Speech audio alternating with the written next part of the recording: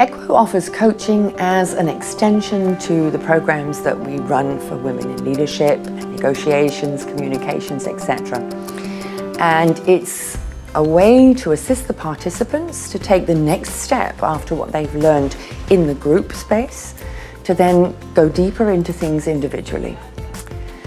Coaching is a relationship between two people. The coach and the individual has come for coaching.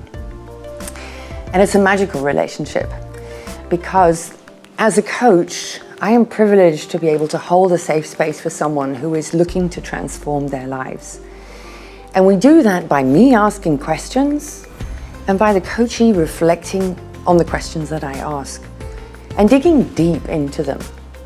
And the digging deep is where they find certain behaviors that have been learned that they can get rid of, and in that way become free to become the best that they can be.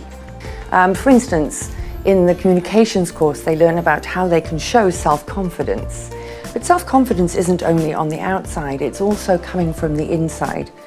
So I work with them to dig a little bit deeper, and then the self-confidence starts to come out from the inside.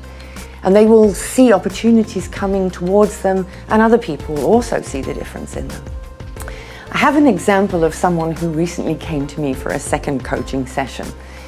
And they came into my office all excited and sat down and said, "Do you believe in magic?"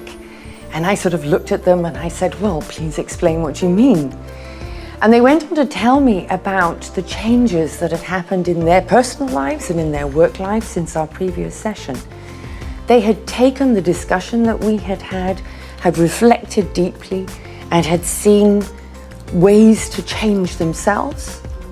And then they sort of said other people were noticing the changes as well. So yes, I said, I do believe in magic. I believe in the magic of coaching.